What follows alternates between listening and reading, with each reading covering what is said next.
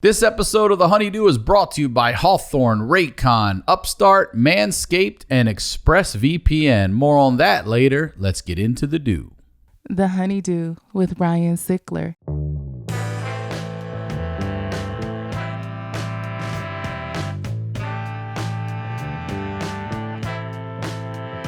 Welcome back to The Honeydew, y'all. We are over here doing it at the Night Pants Studios. I am Ryan Sickler. Ryan Sickler on all social media, ryansickler.com. And again, I'm just going to say it at the top. Again, thank you for real. I mean, I can't thank you enough. This is so much fun. I love laughing at this shit. There's some horrible things people have said that have just made me laugh incredibly hard. And I can't thank you guys enough for the support. I know it's helping. I didn't know it at first, and I believe it now. So thank you for making me a believer in it all. And please, if you haven't already subscribed, go subscribe to the YouTube page. You'll get video there every Tuesday. We drop that audio on Monday. And the Patreon. It's $5 a month. It's called The Honeydew with Y'all. There's no tiers, no levels, none of that shit. All right? You ain't getting a t-shirt, none of that crap. It's just $5 a month. If you're looking for extra content, I do 2 shows a week. And that is an episode with y'all called The Honeydew with Y'all, where I highlight the lowlights with y'all. So if you or someone you know has that fucking story that just has to be heard, please email me at honeydewpodcast at gmail.com, excuse me. And we'll definitely read those stories, and hopefully we'll get to do an episode together. The honeydewpodcast.com is the website here, the social media. Make sure you're on the Facebook fan page. Follow me all over and blah, blah, blah. All right. But Night Pants Nation, I mean, come on, y'all. Y'all turned something so stupid and funny into something real, and that's the magic. All right. And then you cut them off at the knees and made night shorts. Y'all are the shit. Okay. Y'all are the shit.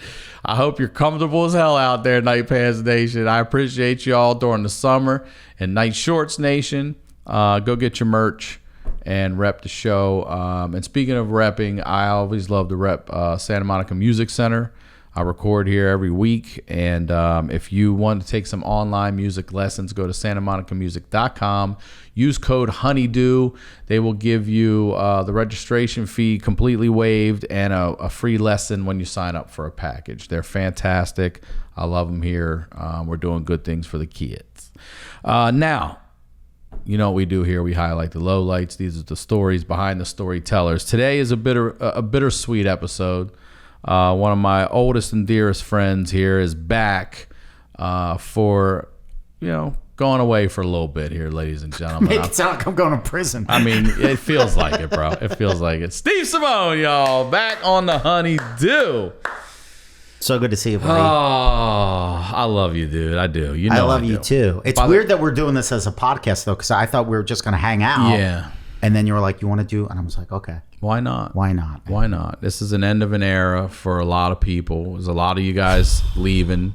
You do plan to come back at some point, maybe. Yeah. Maybe. I mean, the only way I can wrap my head around what's going on is I'm telling myself this is a temporary move because I got nothing in LA right now. Like, the city is shut down for people that don't. I mean, you can't get a haircut.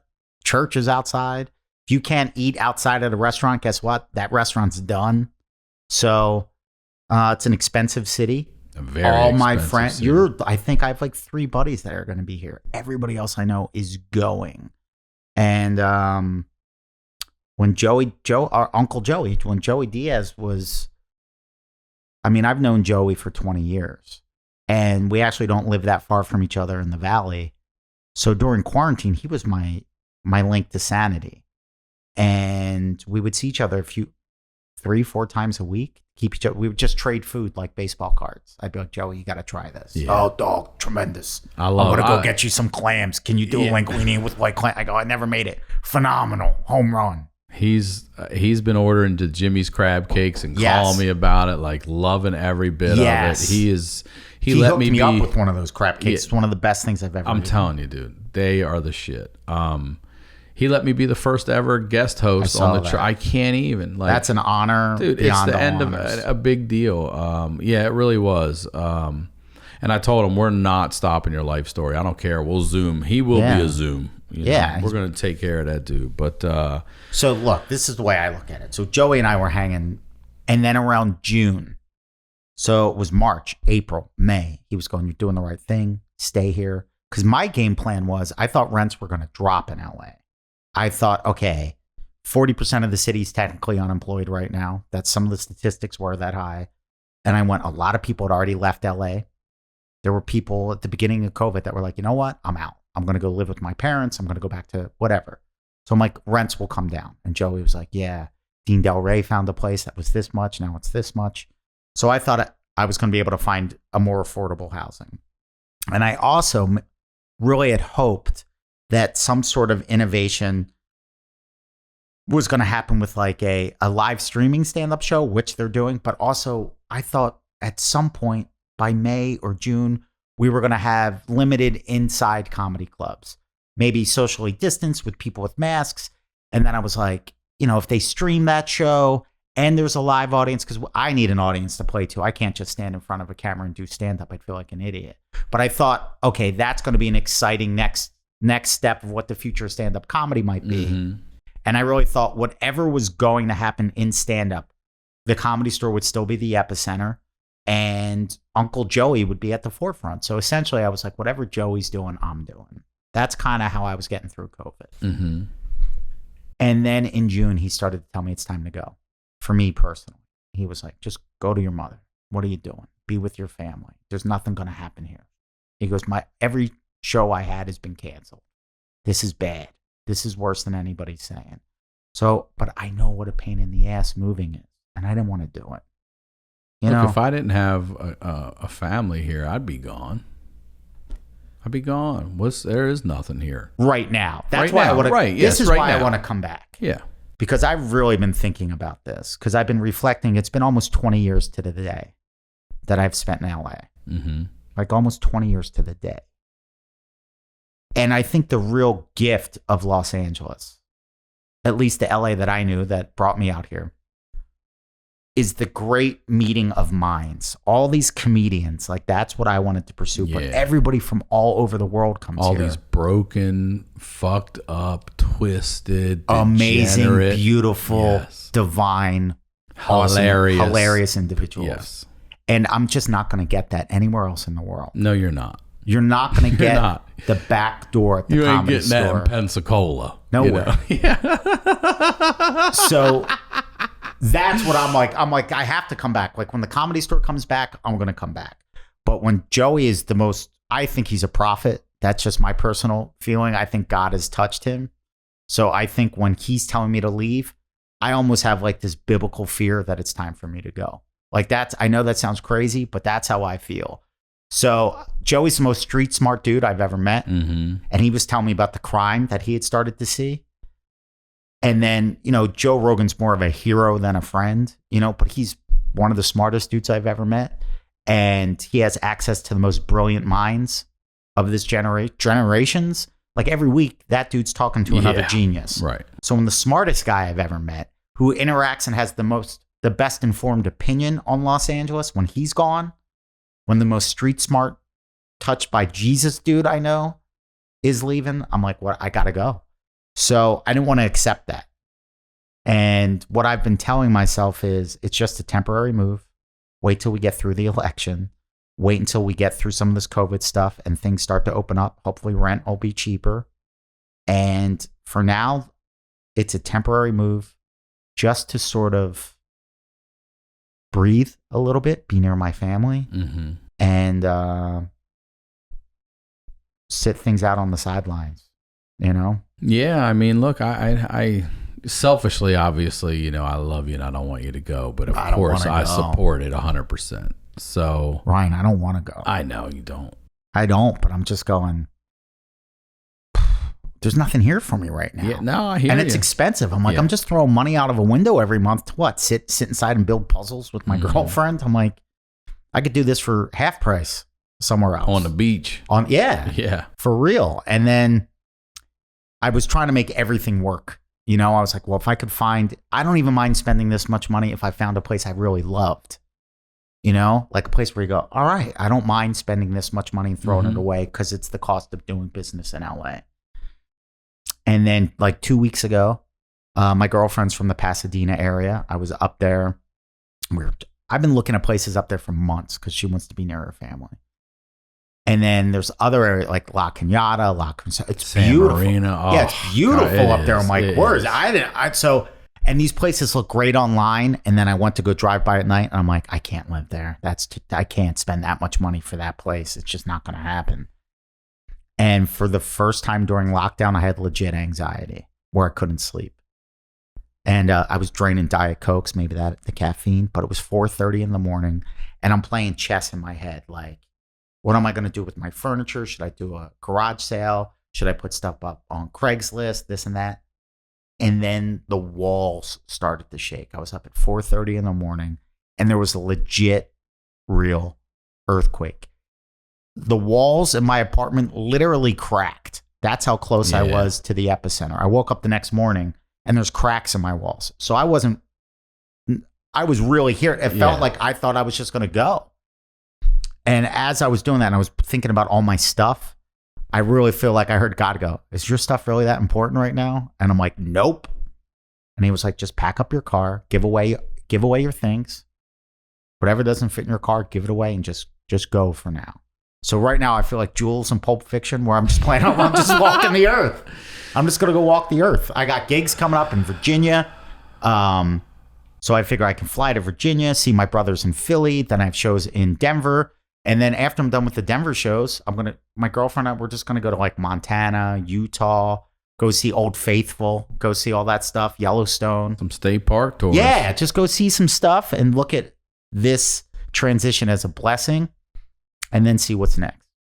I think it's a good plan, man. It's whole world's on pause. It is. So, I mean, obviously, we're more on pause, it feels like, than what everyone else is telling me out there and what I'm hearing. But I wanted to share an embarrassing earthquake story with you, because earthquakes, I always like to think I'm, a man, a dude's dude. But there is some shit that shakes me literally to my core. And earthquakes have always made my heart, like, literally skip a beat. Pause for a second, like that. You realize how powerless you really are. When these buildings are banging and those walls, I've seen what you talked about, the walls bend in. And there was one night, and I just hate them. I hate them. Yeah. And I'm laying, this is before my daughter's born or anything. I'm in my apartment in my bed, sleeps like 4 a.m, and where I live was Sherman Oaks at the time, and the epicenter was like right in those canyons. Yeah. And it might have been a whatever they called it, a 2 or a 3 or whatever. But when you're right there, it's much stronger at the epicenter. Yeah. At least it feels That's like why this one 2 weeks ago, I was a couple miles away. And it was summer. Feel it. Yeah, it was summer like now. And my window was open. It's apartment living, so there's other buildings all right. And I screamed. I came out of a... I came out of a dead sleep. I know the neighborhood. I said, "Oh shit, no!" And I just ran. I screamed no, and I ran my ass off. But I was like, "Where am I going?" Was that your first one? Hell no, no. I got here right after the Northridge hit. I was driving here. I left that day and got here. What year was that? There were massive ones. It was 94.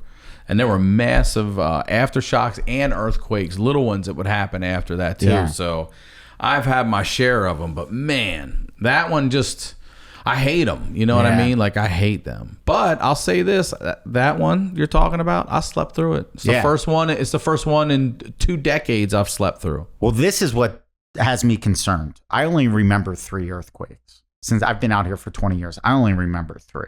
Most of them, I remember there was one on the 4th of July, I think last summer. My mom was like, "Oh yeah." I was like, I didn't even feel it. I was literally walking down the street listening to music while it was happening. I didn't even know what happened.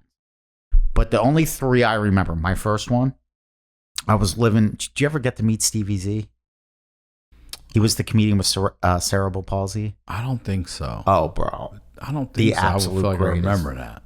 Straight up thug. Man, you have met some characters. He was my roommate. That's what okay, that's where I'm familiar with it. I don't never met him, but that's why I know. Did I ever tell the Vin Diesel story about him on here? I'm not sure, but I want to hear, listen, let's just go out with a bang and laughs and shit and not be all corona down and everything. Right, well, let's hear some fat shit. I want to hear some of your old roots. You've met some characters out here. Let's hear about them. All right, my first apartment was probably just a couple blocks away from here. It was on Berkeley in Santa Monica. Because there used to be a pizza place at 9th and Wilshire called The Slice. Yeah, it was. Yeah. I was in LA for 2 days. My brother's friend was like, well, if you're looking for the best wings in LA, go to this place, The Slice. And actually, it's probably the best pizza in LA. There's that one I found. right by my over in on Santa Ocean Monica Park. too. Yeah. Yeah. So they had that was before that one opened up. The original was in 9th and Wilshire. It's not there anymore. So I go in there. The guy, my buddy, who's now one of my best friends, my buddy Brian, was behind the counters. I literally just drove in from Philly. He's like, where are you from? Like, he knew I was not from here. And I was like, oh, I just moved out here from Philly. He's like, yeah, no joke. He was like, you are not Santa Monica at all. So he's like, what do you do? I say, comedy. He goes, do you know Joe Matarese? Joe Matarese was the only comedian I knew in the world at that point. And Brian had gone to college with Joe's brother. They played baseball together at GW. So we became friends. I ate pretty much every meal there. And he offered me a job delivering pizzas, found me an apartment. God, I forgot these stories. So I lived down here on Berkeley with 2 dudes I didn't know. Is this the same apartment Tracy Morgan made breakfast in? No, that was a Fat James apartment. You got Tracy Morgan up in your crib. What's that say about you? Like, crazy. Making breakfast shirtless, bro. Shirtless. I love it. The littlest nipples in the world. Oh, I love it. He had the nipples the size of kittens. He did. We were making burgers on a George Foreman grill, scrambling eggs. Fat James cutting heaters, and Biggie Smalls shaking the walls at 4 a.m.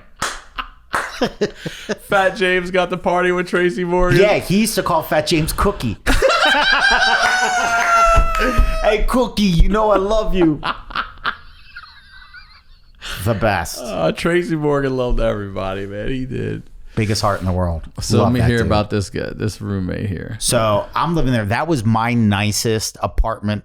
The nicest apartment I ever lived in LA was the first one I lived in with 2 strangers. And I told this story once on, maybe it was a Crab Feast, about when my car, I had the bad transmission and then I had to deliver a pizza. It was caught on a hidden camera show. Oh, yeah, That's when I was living at that Okay, place. yeah. So like I had nowhere to go, and I met this dude. Pauly Shore was shooting a movie. My first month in LA was just ridiculous because I was working at the pizza place. Like I got a job right away, working at the pizza place, and then I was doing production assistant work for Pauly on something called Pauly Shore's Dead. And we were shooting at a VFW in the Deep Valley. It might have been, I forget, but it's out by Panorama City. I knew you were gonna say Did Panorama. you? I was just gonna say we just talked about this on another episode about Panorama City. It was with Santino. Dude, I was about Panorama to City's say, tremendous. It reminded me of It's a Philly. different world over there, bro. They were like, you should get a job here. Like at the VFW, they were like, you'd be a great bartender because they still let the old dudes in there and drink, even though they were shooting a movie. And there was a dude waiting outside who was going to be in the scene of the movie.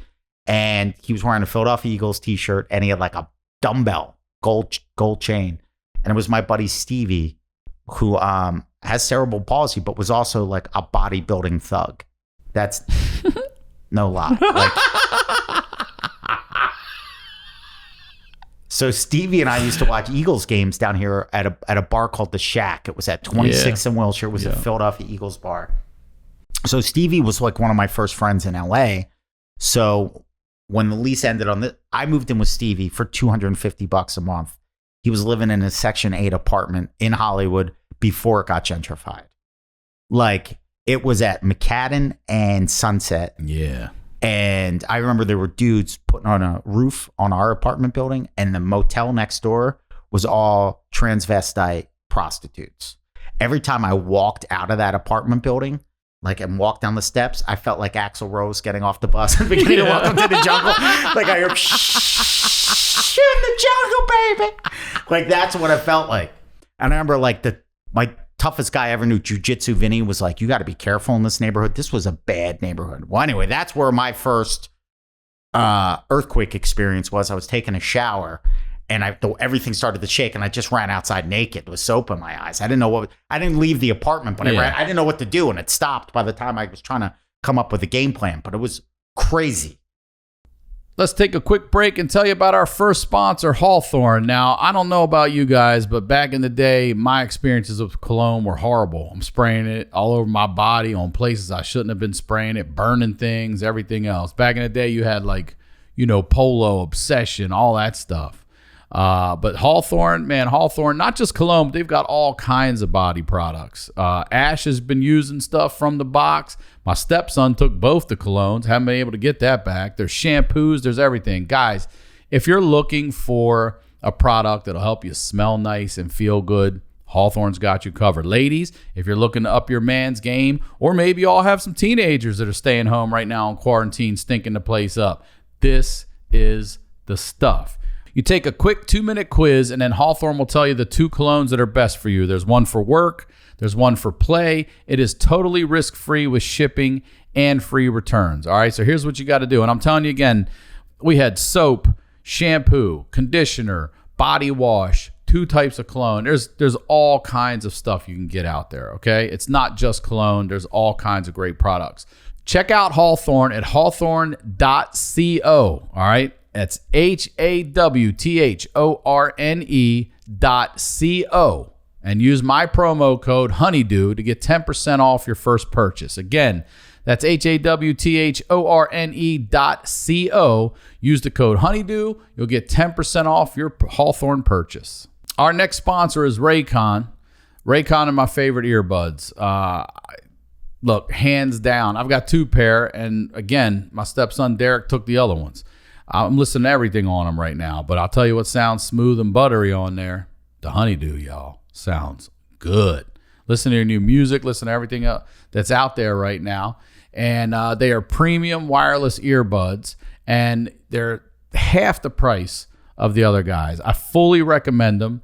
I got Raycon's newest model, the Everyday E25 earbuds. They're the best ones yet. They've got 6 hours of playtime, seamless Bluetooth pairing, more bass. There's a more compact design, a noise isolating fit. Raycon earbuds are stylish. They're discreet. They don't have any of the dangling wires or stems. The company was co-founded by Ray J and celebrities like Snoop Dogg, Mike Tyson. They're all obsessed with the products, okay? You give them a try. Raycon has a 45-day free return policy, so you can make sure they're the pair of wireless earbuds for you. For a limited time, get 15% off your order at buyraycon.com/honeydew. That's BUYRAYCON.com/honeydew for a special 15% discount on Raycon wireless earbuds. Make sure to check it out now while the deal is still running. Buyraycon.com/honeydew. Our next sponsor is Upstart.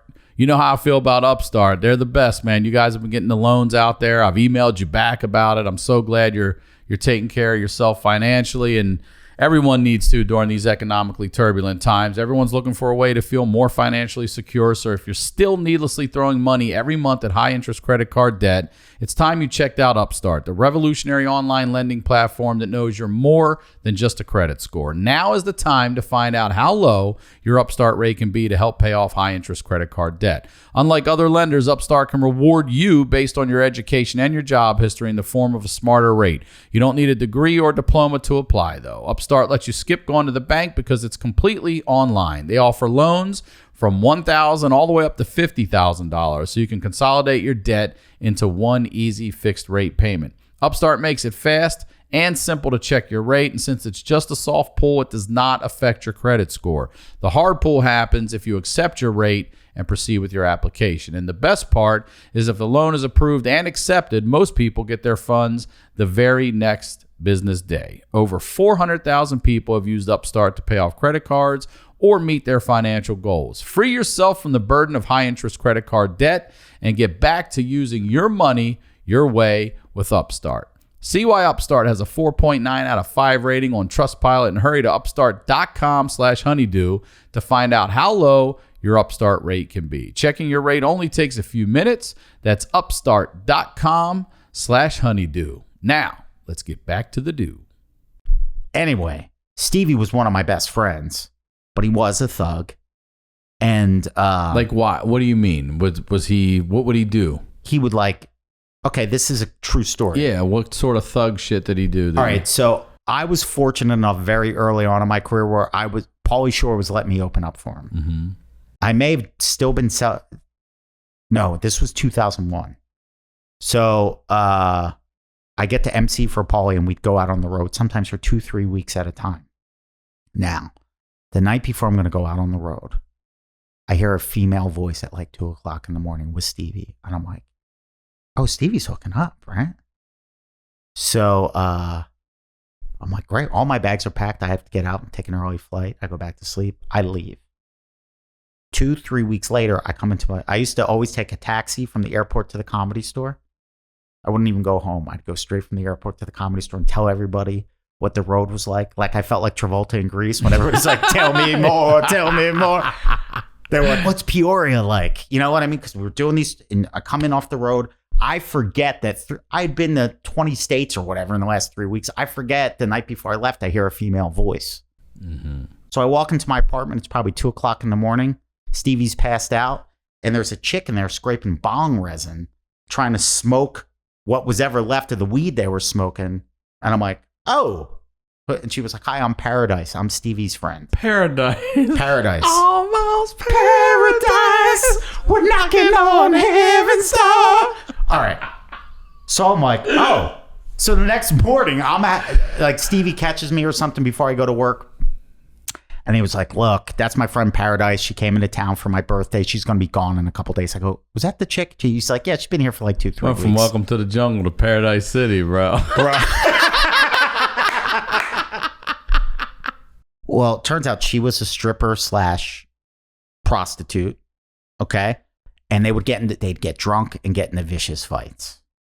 These two would fight each other. Yeah, these two would fight each other. Cerebral palsy and Paradise. Yeah. And I'm like, this is not suburban Philadelphia anymore. I'm like, how did this become my life? I just wanted to tell jokes. And every night I can hear domestic situations on the other side of the wall. And I talked to Stevie about it. I'm like, hey, Stevie, this is no good. And he was like, yeah, she's going to get her own place. Listen, I'm not. I go, this is a one bed Paradise. This is the opposite of Paradise. I don't know what your idea of Paradise is. Dear God. It ain't this bitch. It was. And this is after 9/11. Like, life was not good. And so you actually had to sit down and talk to him about it. I love that. I love that you communicate with everybody. It's a great quality. It really is. Well, I didn't like, dude. It got to the point where I was leaving. I would grab my checkbooks and my passport and never kept cash in the apartment. I would never leave anything there that could not be replaced. Yeah. So, and we were already cramped. He was sleeping on a futon in the living room, and I was sleeping in the bedroom. And I'm like, this isn't a healthy environment. You can't have a third person who also happens to be crazy. Paradise fucked all in your bed when you were gone, bro. For sure. All in your bed. Thanks. Yeah. I never even thought of that. I know you hadn't, and I wanted to make sure. I brought it up for you. I could tell you hadn't thought of it. As soon as I heard the futon in bedroom, like, bro, every time you were out, they were fucking in your bed. Ugh. Oh, shit. Yeah. All right. So we finally have to have a real heart-to-heart because he tells me she's going to be in town for 2 days. A week later, I got to talk to him. Now it's a month. So she's essentially lived there for 2 months, not paying rent and just fighting with him. So I take him outside and we have a talk. And I started explaining why I didn't think that she was a good person to cohabitate with and how I didn't feel comfortable there. And he's just going like this. He's like, yep, everything you're saying makes sense. You're absolutely right. But if I have to choose between her or you, I'm going to choose her. So the next day, I just packed up my stuff. That was it. And then was in with Fat James. And then I went to go live with Fat James after that. You said you have more. I know you have more Fat James stories. The funniest thing to me, and I'm sorry, I gotta say, is that I was saying like something happened with the upload, and it clipped the end of the story when and people were going, "What the fuck happened to Fat James?" Oh, I was dying. I go, "What happened?" Oh shit, it was great. They fixed it, and you got to go listen to that episode. To the Fat James Wheels story. Yeah. But I didn't tell you the Fat James Donut story. I don't think so. I don't think so. And there was one where there was bullets flying over our head with Stevie Z. I don't know if I told that on a... I mean, feel free to tell both. Donuts and Well, I'll bullets. just give you the short version of the bullet story. We don't need to be short. Well, 'cause We're an hour-long podcast. All right, but I don't want to... Also, here's the thing. I'm fine with sharing everything I've been through. I don't want to ever put somebody else's business on the street. I know. We know. You know? Yes. All right. But when you would ask me, is Stevie a thug? Yeah. Like, he would, like, smoke weed, spend his money on booze. He's hanging out with prostitutes. And then that neighborhood, like I said, was rough. It was rough. And there was I had no parking, so I had to park blocks away, and I'm with Stevie, and we're having a fight, and this is just the short version of the story. You and him or you? Yeah, we would get into it. Oh, okay. Because he's my roommate and my friend. That's how you know you really are friends before you can get into a fight. Anyway, I don't know if it was kids lighting off firecrackers or it was the sound of automatic gunfire. There was a different tone to it. I was under the impression in the moment, I never read a police report, nothing, but in that moment, I believed automatic gunfire because we're walking and it's just best to think that anyway. Yeah. And I mean, you could see the muzzle flashes and you heard like yelling before it happened, like, it sounded like a drive-by. Mm-hmm. Okay. So, and I could, out of the corner of my eye, I see muzzle flash and you're like, ba, ba, ba, ba, ba, ba, ba, ba, ba. It wasn't firecrackers. It was like, sporadic, ba, ba, ba, ba, ba, ba, ba, ba. So I dive over a parked car, right? And I'm between the parked car and the curb. Stevie doesn't break stride. And I went to grab him and he didn't care. He was like, nope. He had his own reasoning behind it. And I'll tell you that stuff off the air, but he was the real deal. And he became like a competitive bodybuilder after that. Dude's my hero. He didn't care to go. No fear. Plus, he probably couldn't have dove over the car with the policy. I went to grab him. He pushed me off. He was like, nope. He's like, listen, Colt Seavers, get the fuck off of it. Man.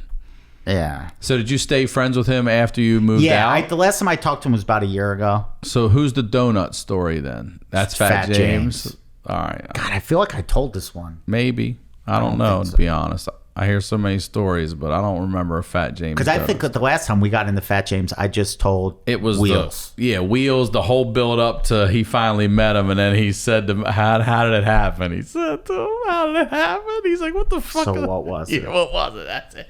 And I just remember the look. Wheels is like this, and he just looks at me. Fat James goes, so what was it? And Wheels just goes, and he looks at me and he goes, what was what? Straight to Fat James. I was like, the look. I'll never forget the look. Like he this is Fat James. What was it? He goes, what was what? Like that. It was. I couldn't believe it. And then the best part is the anxiety of sitting there waiting because you know he's gonna say what was what. Oh my God. please God, don't fucking say it. Oh my God. Let me hear about the donuts, dude. All right, so I loved Fat James, but he also drive me crazy, right? And I know on the last episode, I gave the bill, like he would watch Friends in the other room and try to get me to come out and watch it, and he's laughing. And he used to have this habit where, like, he couldn't be by himself, you know what I mean? So he would always want me to hang out with him, and he would kind of like wake me up in the morning. Like he would just start talking to me in my doorway. Like he'd be like, hey, you awake? What? All right. So this was, it was awful. I was working. I know this sounds like a lie, but I think it's real. And I'm going through all my stuff and I'm going through, like, if you count stand-up comedy and being on the road and travel days, I did not have a day off for over a year. Because I think at the time I was working at this pizza place down the street from the Comedy Store. I was working at the Comedy Store.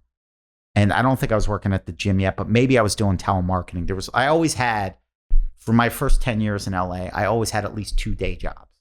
I've worked 3 to 5 jobs, seriously. Right. Since I've been here. Right. Since I've been here. Right. And I never had like a good office. I never had enough money to take the time to try to find a real office job. And also people I know that took real jobs wound up giving up on comedy. So I was working at least 2 minimum wage jobs all the time. And then like if you count different jobs I'm counting the Comedy Store as one job. But it was like back then I found pay stubs because it's another thing we got $25 a shift to work the door. So if I worked that door on a Sunday and got there at 6 p.m. and stayed to 1 or 2 in the morning, that's still $25 a shift. So I was exhausted. I mean, I've been running at that pace, damn near that pace for probably 5 years at the time. And then that, say 2005 year, there was no day off. And I finally have a day where I can sleep in. So I have to talk to James. And I go, James, you can't. I'm going to sleep tonight and do not wake me up. And he goes, I don't wake you up. I go, James, just let me sleep. I don't know. You know how, yeah, you've been working a lot. Okay, buddy, I need to sleep. No matter what, don't bother me. Well, what if the building catches on fire? James, don't be an ass. You know, just no for no. Now I have to make him repeat it like a little kid. What? I go, James, say, no matter what, I'm not going to wake Steve up. Okay, I got you. I go, say the word. Yeah. He goes, oh, you're going to, I go, James, all right, no matter what, I won't break you up unless it's like an emergency if the building catching on fire. I go, fair enough. I go, I'm going to sleep. I'm asleep. I'm done. And then I'm talking and I'm like, what? And I'm like, what? And I'm talking to James. And I'm looking at him. I go, James, what time is it? It was 8:30. I go, 8:30 in the. Why are we talking? He was like, cause I got the best news. I got to tell you the best news. I go, James, what did I say? And I lose it. Like I go from like talking to realizing what's going on, and now it's Steve Martin in Planes, Trains, and Automobiles, and I'm just giving it to him. Yeah. And I crossed the line verbally. I'm like, you want to know why you don't have any friends? Because you're so annoying. Why do I have to be the only person that puts up to it? And he's just taking it. And he went from having the best news in the world to share with me to just getting crushed. And I feel bad for the things I said. And he's just holding the doorknob. And he's just like this. You're right. I should have let you sleep. I go, that's right. He goes, it's just that. He goes, it's just that my dad sent me some extra money. And you've been such a good friend to me. I wanted to share it with you and take you out to breakfast. But I'll let you sleep. And he closed the door. And I'm like, oh, no. And I'm like, I don't care. I'm going back to bed. Fuck, I would too. I'm like, fuck your scrambled eggs. I'm like, yeah. So now I'm trying to go back to sleep. And I'm like, I don't care. It's not my fault. You should have never been nice to him. This is it. And then toss, I turn. About 5 minutes goes by. I go, that's it. I'm awake. And I open the door and I go, let's go out to breakfast. And he's gone. He just left. And now I feel like the worst person in the world. Now I can't get back to sleep. So now it's about almost 9 o'clock. I don't fall asleep until 11. He's gone. Around 2 o'clock, I wake up and I open my bedroom door. I'm like, James, and I trip over a box. And it's a box of donuts. He felt bad. He felt bad. He wrote a note. Like, yeah, I wish I kept that note. Dear Steve, you're the only friend I've ever, you're the sweetest guy in the world. I know how much you like donuts. I'm sorry for waking you up. I hope this makes you feel better. It's terrible. Did you eat those donuts? I ate those donuts. Yeah, goddamn right you eat those donuts. And I'm thinking about tying together, like one of the things I wrote, like, if I look at my hours of stand-up, like let's say my first one was dedicated to my brothers, and then my next CD was kind of dedicated to my mom. Then my next CD was kind of dedicated to my dad. What I'm thinking about for my next hour, at least this was the pre-COVID game plan, and the CD would have been out by now, you know, was talking about friends. Because I mean, friends are really the best thing in life, you know what I mean? It's like family you get to choose. And I started to really think about some of the best friends I ever had were people I never should have met. You know, where you look at somebody and you go, wow, I don't even know how I became friends with We this should have dude. never met Joey Diaz. Never met Joey Diaz. I should have never Regular met Rowdy job Piper. Doesn't, Roddy Piper, Joey Diaz. Tommy Lee, like, no. It's a weird, great thing. Great thing. Yeah, it is. And that donut story. This is how I was going to end my hour. And I want to reach out to James's dad before I do it. And that's why I feel like there's some stuff about Stevie I want to share, but I don't have his permission. And there's some other stuff about James I would love to share. And I don't want anybody to think I'm like exploiting anybody or anything. You're not though. But this is this is true. Like, okay. So that donut story. So I lived with James. We were friends. We drove each other crazy, but there was a love there, right? Like I remember once he hated when I would bring people over. I remember this like 2002, 2003, and Ari Shaffir's hanging out. James just drops his pants. He's like, it's my house too. But he was so heavy that you couldn't even tell he had tighty whities on it because his belly, he had a Kamala belly. Like, leaned over, you know what I mean? Yeah. So, like 2011, I got a phone call from Joey Cerise of Jimmy and Joey fame. Of course. They're the absolute greatest. They Guys, are look up Jimmy and Joey. They are the best. The best. Because there's been so many Jimmys. Joey stayed consistent, though. Consistent, heart of gold, love the dude. And he called me because you need to check in on your buddy James. He's not doing well. I go, what? He goes, he's really sick. This is after you guys were. Yeah, I moved out 5 years earlier. Okay. I moved out in 2006.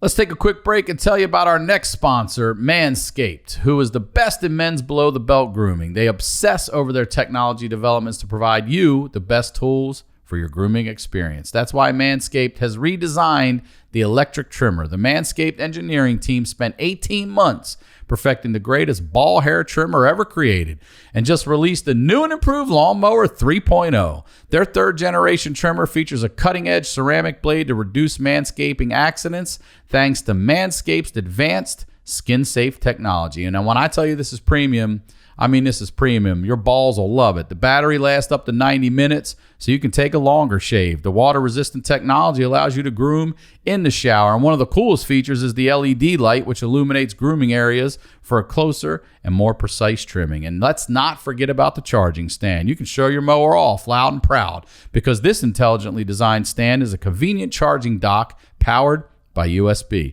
If you're listening to me speak right now, I want you to experience it firsthand. Trim that junk of yours. Get 20% off plus free shipping with code Honeydew at manscaped.com. Your balls will thank you. That is 20% off and free shipping with the code Honeydew at manscaped.com. One more time, 20% off with free shipping at manscaped.com and use code Honeydew. Our next sponsor is ExpressVPN. All right, so we all know how ExpressVPN protects your privacy and security online, right? But here's something you might not know. You can also use ExpressVPN to unlock movies and shows that are only available in other countries. So now that so many of us are stuck at home, it's only a matter of time until you run out of stuff to watch on Netflix. So this whole week, I've been using ExpressVPN to binge Doctor Who on UK Netflix. It's so simple to do. I just fire up the ExpressVPN app, I change my location to the UK, I refresh Netflix, and boom, that's it.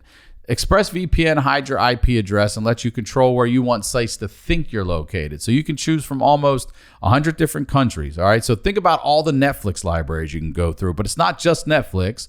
ExpressVPN works with any streaming service. There's Hulu, BBC iPlayer, YouTube, you name it. There are hundreds of VPNs out there, but the reason I use ExpressVPN to watch shows is it's ridiculously fast. There's never any buffering or lag, and you can stream in HD with no problem. ExpressVPN is also compatible with all your devices, so your phones, your media consoles, smart TVs, and more. You can watch what you want on a personal device or on the big screen, wherever you are. If you visit my special link right now at expressvpn.com/honeydew, you can get an extra 3 months of ExpressVPN for free. Okay, support the show, watch what you want, and protect yourself with ExpressVPN at expressvpn.com/honeydew. Now, let's get back to the do. So I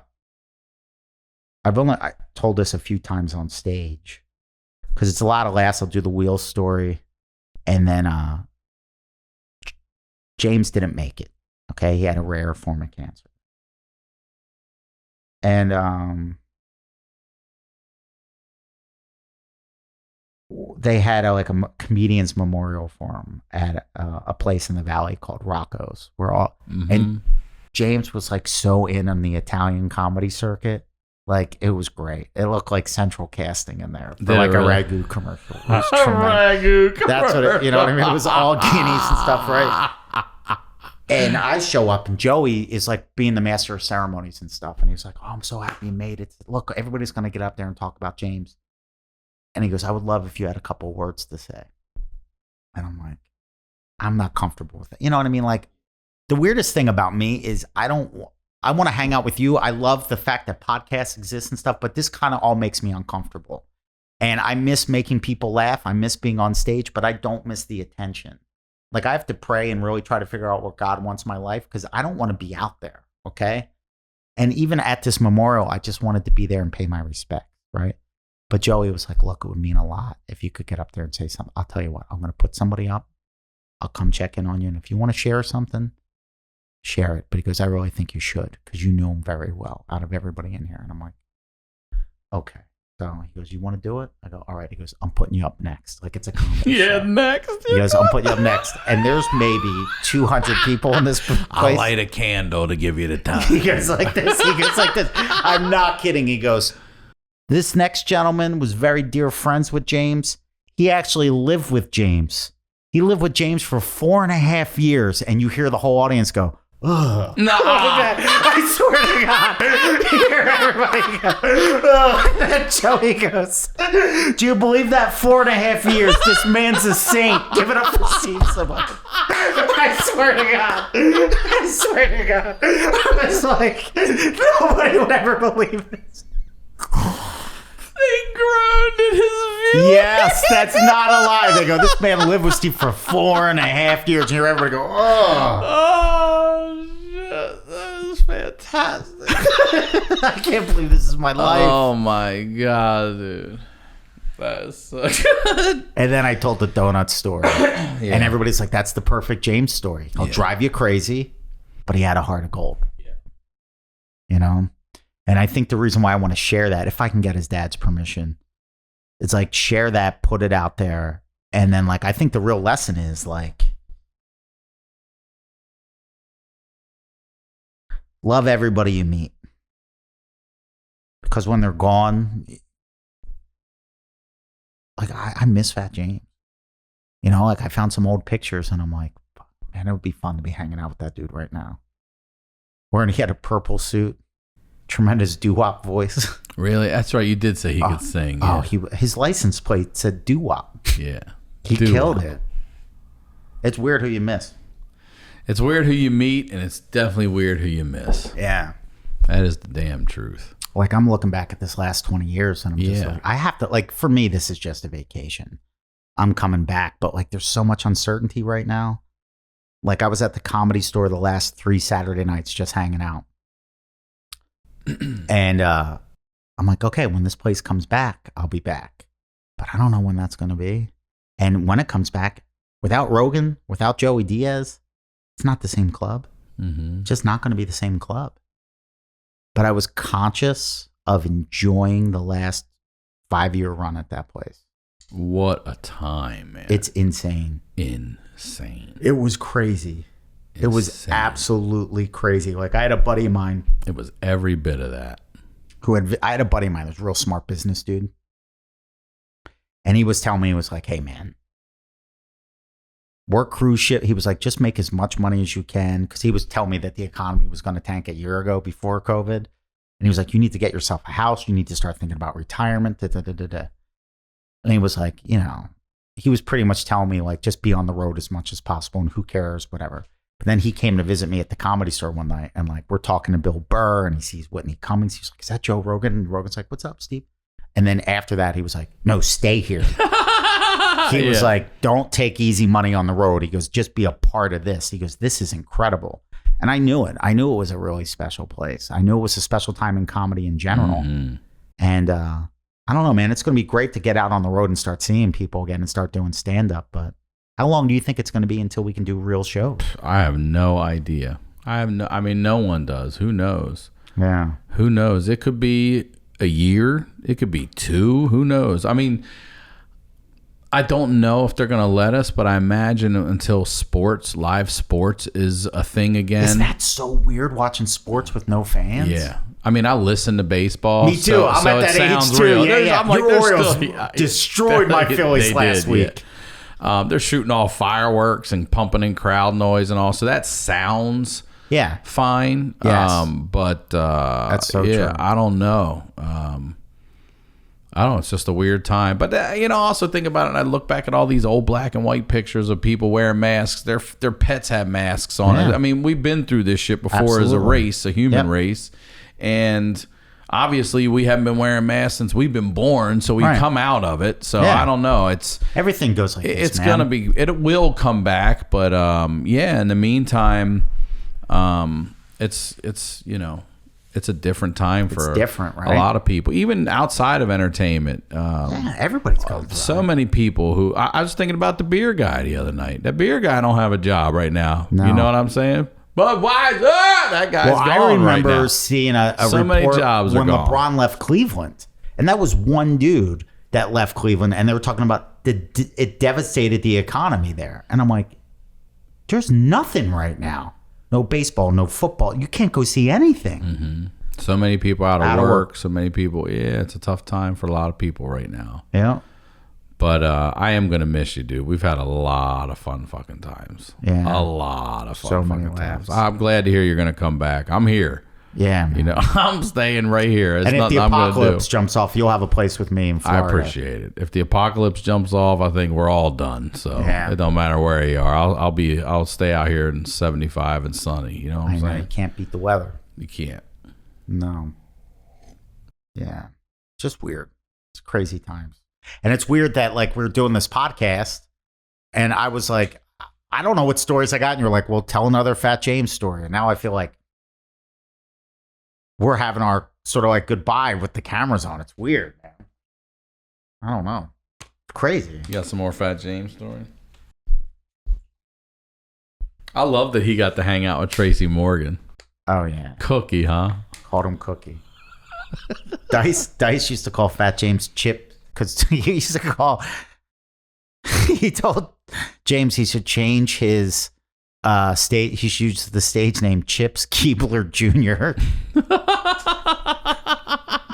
And maybe that's why Tracy Morgan called him Cookie. But I don't know. I do know the last time I got to see Tracy Morgan, he just picked up. I mean, he does that with you too, right? Mid sentence, same spot. I think you said reunited. Yeah, same spot. He's got the best. I don't know what that is. Didn't you go to the Playboy Mansion with him? Not with him. I went, and when I turned the corner, we were outside, and there was Friday night fights live there. How did you get to the Playboy Mansion? Well, which time? I've been there 2 times. I want to hear about both. The first time I got to the Playboy Mansion because when I first moved here, this was 97, 8. So your first time out here was in 94, right after for the college, earthquake? And then I went back, graduated at Towson, finished up, saved what I thought was a ton of money in $5,000, and headed west in my 1990 Honda Civic with original rims.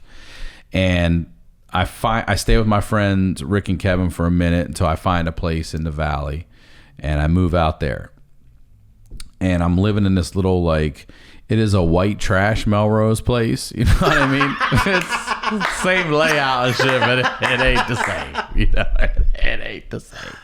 This is the neighborhood I think I've told you where I would jog and all the Mexican dudes would tell me I'm the only white guy in the neighborhood and shit. And the first night there, the cops come to the building and tell us that there's some gang activity in a building a couple down, and there's chalking a body on the street. And I was Where like, was this, Van Nuys? This is North Hollywood at the corner of Fulton and Sherman Way, and also in 19 whatever. Yeah, it's weird how neighborhoods change, right?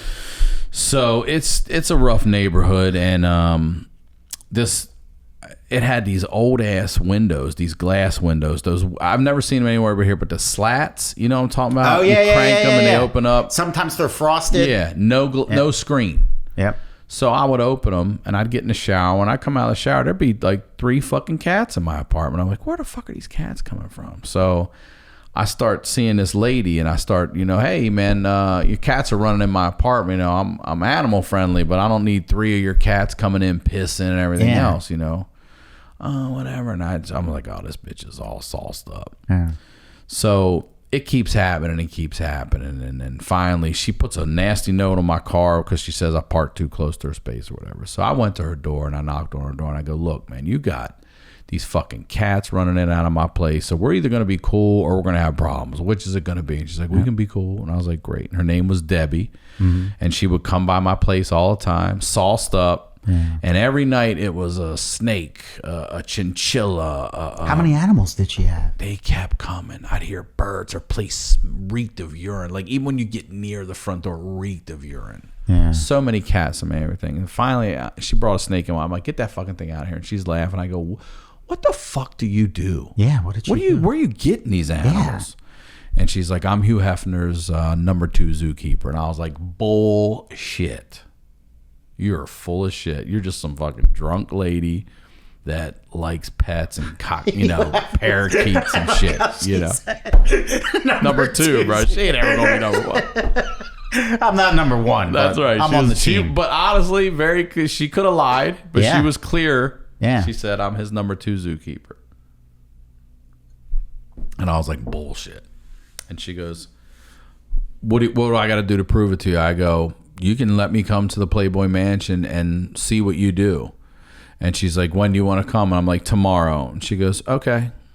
And I was like, so I, the next day comes and she gives me the address and I drive again, my 1990 Honda Civic with original rims. I have a picture of this over to the Playboy Mansion, the service gate. Wow. And I ring the thing. And I say, how did you even find it? This is before she gave MapQuest. me the address. Yeah. But did you have one of the Thomas guides? No, you know what? I never used a Thomas guide. I would just drive. And I knew where Beverly Glen was. And she'd be like, you take the first left off of that, boom, boom, and it's right there. I was like, great. So I get there and I buzz the gate. And they're like, whatever. They answer. And I say, hey, I'm Ryan Sickler. I'm here for Debbie. And then I hear it hang up, and I'm like, I fucking do it. And then the gate starts to open. I'm like, and I drive that little motherfucking Honda Civic into Hugh Hefner's driveway, and I park it in front of the mansion, which you don't get to do. I have a photo of it. Wow. It is parked in front of the mansion. I'm like, you got to be kidding me. So then she starts taking me. I'm like, you really do work? She's like, yeah, I really work here. So she takes me in, like he's got like almost like a I don't know what you call it, where the iguanas and the snakes and everything are like, for lack of a better term, it was like a little rainforest area, tropical area, small little thing. But then there were albino peacocks, and there were which I'd never even seen. No. And then there was this cage with these mini monkeys, these little I was going to ask you about monkeys. Yeah, dude. And did you have chimps too? Nah, I wouldn't have fucked with you because they can rip your face off. Yeah. Remember that guy that brought the birthday cake and they ripped his testicles off? No. That's a real story. Where? The guy had like a baby chimp and he donated it to the zoo. The chimp had a special time. Had a special spot in his heart. So he'd remember the chimp on his birthday. And he showed up expecting the chimp to blow out the candles. And he ripped his testicles. He thought he had one of those lion reunited moments. That's a true story. I got his nuts ripped off. Yeah, because I still want to kind of have a chimp, but I think about that. No, you don't, dude. No, because I have the strength like 4 or 5 men. Anyway, these little monkeys are in this cage. We're in a room like this, and they're way up there, and she's like, I'm gonna step out. I'm like, don't step out. And she's like, I'm gonna use your cameras. Back then, I had a VHS-C camera, the compact VHS that went in, and she's shooting it for me. I don't even know where the fuck that is. And these things just descend. And I'm giving them grapes, and they are like, boom, on my shoulder, boom. And they had, the hands were about this big, but it was so creepy. It was fleshy, and it would touch your skin. It was like, oh, it'd be like these mini hands touching. Yeah. So then, like raccoon hands. Yeah, but fleshy, like feeling like our skin. Weird. Yeah. so then she took me in into like the playroom and like this it was just a fuck room, and the floor, it must have been this thick padded, like you would sink into it just so you could just, it's probably an orgy floor. What's an orgy like? I'm guessing just everybody all lay comfortable and fuck each other. I've never been. It's probably something for the kids. I don't know. I'm just calling it an orgy floor. But I got to go into the grotto and into the hot tub and the pool area and everything, all of it. So I was like, holy shit, this alcoholic lady is legit. Yeah. For that, at least. So that's how we started off. The second time, the Tracy Morgan time, a friend of ours, Zoomy, back home, he hit us up and he was like, yo, did I ever tell you? I think his sister was Biz Marquis' business manager. That's great. And so Biz was DJing the SB after party for Jamie Foxx, and then he was also DJing the Playboy Mansion party that they had before the ESPYs. I remember. I was like parking cars for that ESPYs. Really? Yeah, something like helping people get in and out of cars. So he's like, we're coming out. Do you guys want to be our guests to the Playboy Mansion party? And then we can't go to the ESPYs, but we can go to the after party. That's where you want to go anyway. At the Sky Bar, right there across from the store at the Mondrian. Yeah. I'm like, fuck yeah. And I've already been to the Playboy Mansion, so I know the lay of the land. I know where we're going. I know. So we get on shuttles, which first of all, we're like, how the fuck do you not ever tell us that your sister works with like Biz? I mean, Jesus Christ, he's iconic. So we get on the shuttles at the Mondrian, across from the store, take us down through the neighborhoods. And I'm on the shuttle with Peyton Manning. We're on the shuttle with Antonio Tarver at the time, Olympic athlete. Yeah. And, it's an amazing event. The ESPYs is so cool. And we're in the back just making people laugh, and we're having a good time because we're not any of them. You know what I mean?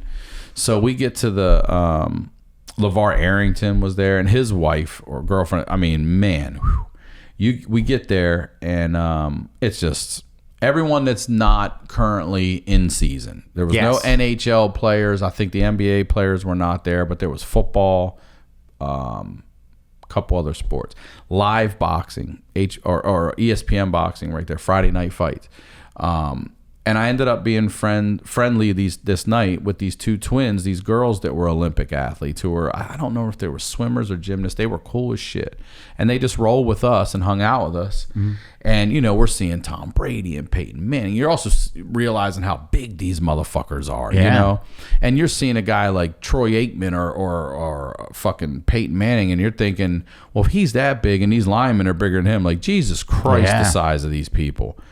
So there's hot chicks and there's the Playboy bunnies. And I'll tell you what, the women that came with the men or were invited were 10 times hotter than the Playboy girls. They had body makeup on and shit. There's the fucking grottos going on. There are people back there. And I'm like, I've seen the albino peacocks. You know what I mean? Like, I fed the monkeys. They're like, what? Because you can't park up there. So, we're going around, whatever. And then we turn the corner and here comes Tracy Morgan. And it's like you said, it's a little over a year. He's like, Ryan Sickler, and it is boom. And no one can believe I know him, and he's being so nice to me. You're the coolest dude there. And he's like, you're rolling with us. And then the rest of the night, we just walked around with Tracy and let Tracy be Tracy and hung out with him. And he's the greatest. And here's the other thing. Tracy Morgan. Peyton Manning. This is my boy Ryan Sickler. He's a hilarious comedian.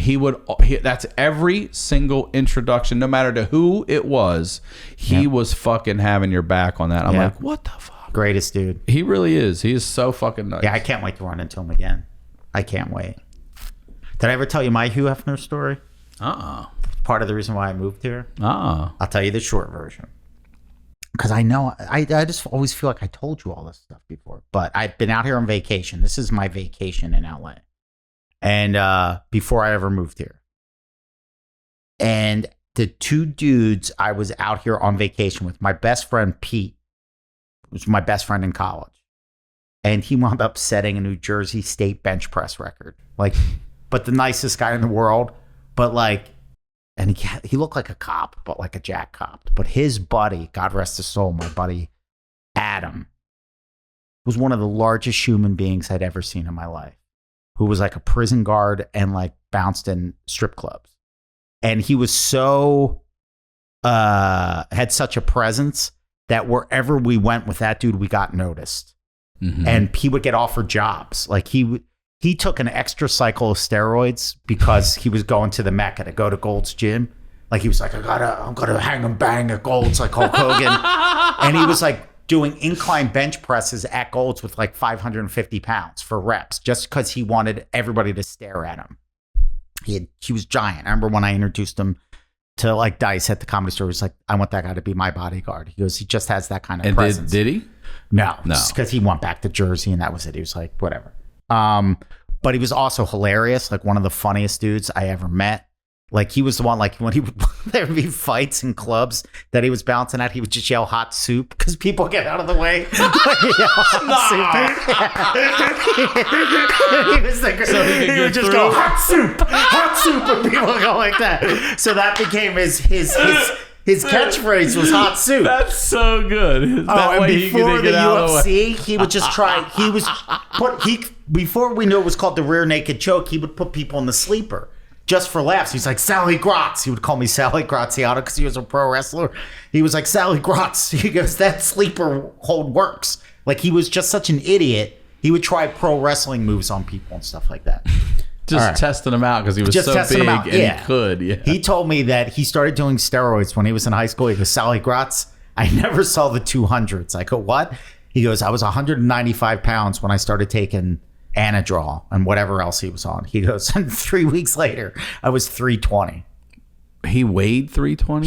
He was at his biggest, probably like 360 pounds. He was Of solid muscle? No, he had a belly. Oh, okay. But like, you know, those big power lifter dudes? Yeah, like the mountain, that strongest Yeah. man. The guys that are, squat rack and cheerleading squads. Yeah, like my buddy Robert. My buddy competes with in the world's strongest man. My buddy Robert does, Oberst. He's 400 pounds. Yeah, those He's guys. gigantic. Gotcha. So he was like a smaller version of that. You don't see that every day. Anyway, long story short, I don't want to put it. So I'm at the Improv. Like this dude is just doing his thing, and then I'm at the Improv and I meet a famous comedian. I know I told this on I had to have told this on. I think I probably told this on the feast. So anyway, we go to a strip club, and Pete and Adam pick me up, and I'm like, we're gonna meet so and so at this club, and they're like, no, we're not. He was like a famous comedian who was just super cool to me. So I walk in there. I'm a full-blown idiot. I'm wearing a Hawaiian shirt. I got Spain and Pete with me, but they're just my friends. But then they had this one strip club. They had like these little velvet ropes, and I see the famous comedian. He invites me over for a drink. Now Adam and Pete are starstruck, and they don't come up. So they're just like standing in front of the velvet rope because they're idiots. But if you're watching this from a distance, you might think they were my bodyguards. You might think that. Okay? I'm not saying I never told anybody that. You might think that. So then we're hanging out. I leave. So now I'm hanging out with. Do you not want to say who the comedian is? No. Okay. Yeah, because I think That's fine. maybe I did in the past, but Fine. the older I get, the more I go, why ever mention somebody's name? Do you know what I mean? Yeah, like you I never. do, yeah. So we're and I have a drink with him, and I'm like, I'm totally moving here. This would never happen in Philly. This is crazy. And that dude, that comedian told me to move out here. He was like, you're crazy enough to actually make it in this business. So I'm talking to my buddies, and then I get a tap on the shoulder. And we're all like, this is all so surreal and crazy. And I've seen this dude after when Hugh Hefner came to the Comedy Store and they swept the building like he was a head of state, his security detail. And there are certain people that just have a presence. Like you don't have to be a gorilla to have a presence. This gentleman was like balding, mustache, a little bit older, but he just had a presence that if he asked you to do something, you said yes. And I looked down, he had a little lapel with a gold bunny on it. And he's wearing a suit. Like, you're like, this dude is, he looked like Secret Service. You know, those dudes just have a presence. And he said, Mr. Hefner would like to invite you over for a drink. And I'm like, what? And he steps out of the way. And then in another booth was Hugh Hefner with like the 6 or 7 blondes he was dating at the time. And like one brunette. And I'm like, and my friends were like, what is going on here? So now they're doing the same thing. And I sit down and I'm like, You're sitting with Hugh Hefner? yeah, and 6 girls. Just the two of you and the girls? Yes. And why did he want... Here's the thing. I would lie as a younger man. Here we go. Yeah. Like chunking Goonies, right? Like, and I think it just comes from insecurity. I know this is the honeydew. I'm as open as I can about myself. I think, like, for whatever reason in life, we all get damaged in our own unique way. And I don't think, for whatever reason, somewhere in my psychological development, I started to, maybe felt like, no, I think it's very human to just not feel worthy, you know? And especially when I got drunk, I would tell lies to try to get people to like exaggerate or just get people to like me, give people verbal reasons to hang out with me. Like if you said you were from Kansas, I'd be like, oh, I have cousins in Kansas. Oh yeah, you know, like just because I wanted to connect, and it's very sad and needy. But this really happened, right? So I'm hanging out. Here's Hugh Hefner, and there's champagne, and there's all these girls. And I'm just like, what is going on here? So then I'm talking to like the two girls on the end. It's like a girl, me, and then everybody else. And I'm making them laugh and stuff. And then the one girl, they're over here whispering. And then the one girl, this is after But has about, he introduced himself at all? yeah, Or anything? Okay. yeah, have a drink. And I'm like, what is going on here? So then the one girl's just staring at me because I'm not lying. At this point, I know not the, I'm just being cool. I'm just being open and Act honest. like you've been there. Yeah. Right. But I'm not like, oh, I'm doing this and that. So then the one girl asks me and she goes, now what's the name of the show that you're on again? And I go, oh, I'm not on a TV show. Right. And then the other goes like, oh, and they're like, oh. And I'm like, you know, I want to do comedy and stuff. And then they're like, oh, okay. And then one girl's still being nice to me. Then it's whispered down the line. And then the dude with the shaved head. Secret Service. Yeah, was Secret back. Service dude comes back and he just goes, thank you for your time. And I went, thank you for your time. And I just got up. I was like, how did this even happen? But the problem was when I went back to Philly, everybody was like, that didn't happen. Oh, that's just like the time Michael Jackson used your bathroom. Remember chunking Goonies? He was like, no, the Fratellis are real. But it was one of the reasons why I moved out here. That's hilarious because of a mistake. Yeah. Because what it probably was, if I were to piece it together, and I don't know, maybe they just saw me being an idiot and wanted me, but they probably saw my buddies, thought I was somebody. I'm not. And then at least I got to sit down with an American icon for a few minutes. I love it, dude. It's crazy. That is crazy. But I was never to the mansion. Yeah. If you think about Playboy, it's a little creepy too now. It's very creepy. Yeah. Very it's creepy. It's a whole, it was an empire built on that thing too. It's disgusting if you really think about it. Joe I Rogan always- had the best bit about that. Oh, they think they're very lucky, talking about eating the Viagra. Yeah. Lucky girls. I did always want to go to Midsummer Night's Dream was the party they always Pauly would talked go about. every I'll bet. year. I'll bet. Yeah. And it was, that party too was nuts because the front lawn was vendors, but like high-end vendors like Cuban cigars and shit. And it was all free. Oh, all of it. All of it. Yeah. Absolutely all of it. What a time. Different times, man. Well, I love you, brother. I love you too. I wish you well on this next little mini chapter. I'll be back, dude. I hope so. We got to do our thing. I know. We're gonna got do an it. We email got an about email. that, too. I know. Yeah. We sure did. We sure did. Well, when life comes back, it's on, bro. Good. I love you, dude. I love Thank you you for too. doing this, and it was great to get you here. I mean, this So thing good won't to come see you, out. buddy. You'll be gone when this comes out. because When's you're it gonna leaving come out? A few weeks. Okay. So thank you, dude. Thank you. Is there anything you'd like to promote here? Because I should be theoretically, who knows in this world, but theoretically, I'm supposed to be at the Arlington Draft House the 5th and 6th of September. That's Labor Day weekend, Saturday and Sunday. I'm not doing Friday. I don't know why, but Saturday and Sunday. And then the 16th through the 20th at the Denver Comedy Works South. I think I'm still supposed to be there for that. All right. So Well, thank you, brother, and take Thank care you. of yourself. Let's go get some lunch. let's go eat.